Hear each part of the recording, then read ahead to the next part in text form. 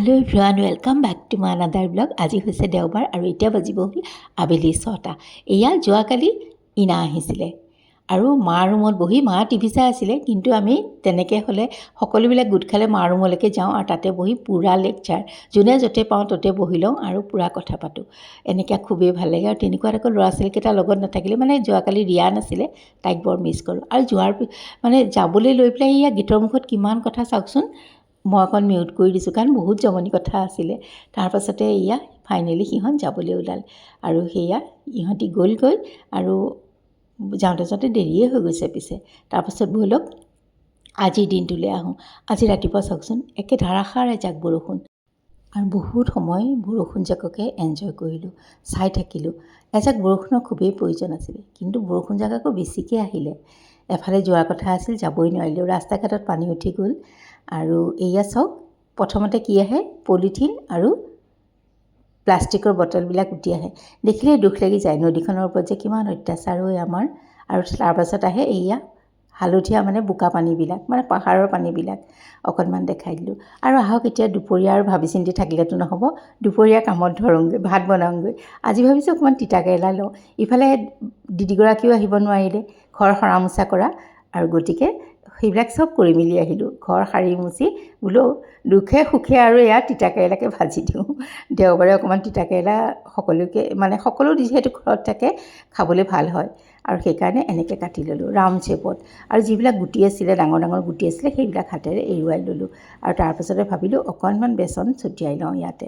আৰু বেচন দি ভাজিলে বৰ ধুনীয়া মৰমৰীয়া হয় যে, খাবলৈ ভাল লাগে, তিতাটোও কমি যায়। আচলতে তিতাটো থাকিব লাগে তিতাকেৰেলাত, কিন্তু তিতাটো থাকিলে আকৌ সকলোৱে নাখাব যে, ল'ৰা ছোৱালীবিলাকে নাখায়।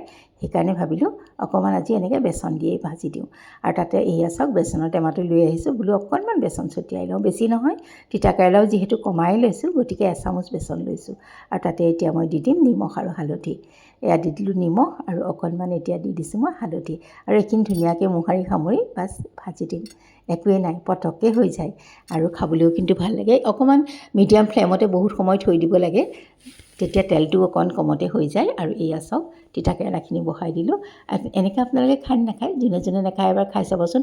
তিতাকেৰেলা বেয়া পোৱা মানুহেও কিন্তু খাবলৈ ভাল পাব, কাৰণ তিতাটো ইয়াত অকণমান কমি যায় আৰু অকণমান মচমচীয়াও হয় যে, খাবলৈ ভাল লাগে। আৰু এয়া ফাইনেলি মোৰ তিতাকেৰেলা ভাজিখন হৈ গ'ল আৰু ধুনীয়াকৈ নমাই থৈ দিলোঁ। তাৰপাছত ব'লক অকণমান আৰু কিবা এটা বনাওঁ। আজি অকণমান মাছ আছে, যায়ে মানে মাছৰ টেঙা বনাইছে, মই সেইকাৰণে অকণমান মোৰ এনেকৈ সৰু সুৰা মাছ চাছ আছিলে, ফিছা আছিলে, সেইখিনি বোলো অকণমান সৰিয়হ, বিলাহী, পিঁয়াজ, আদা নহৰু দি বনাওঁ। আৰু এয়া সৰিয়হ আৰু আফুৰ লগতে দি দিছোঁ বিলাহীটো, এইখিনি অকণমান পেষ্ট বনাই লওঁ। তাতে দি দিছোঁ মই দুপুটা নহৰু, অকণমান আদা। আৰু তাৰপাছত কেৰাহীটোত তেল দি অকণমান কালজিৰা দিছোঁ আৰু পিঁয়াজখিনি দিছোঁ, সেইখিনি ধুনীয়াকৈ ভাজি লৈছোঁ। বতৰটো যিহেতু অকণমান ঠাণ্ডা, সেইকাৰণে ভাবিলোঁ সৰিয়হ দিয়েই খাওঁ আজি।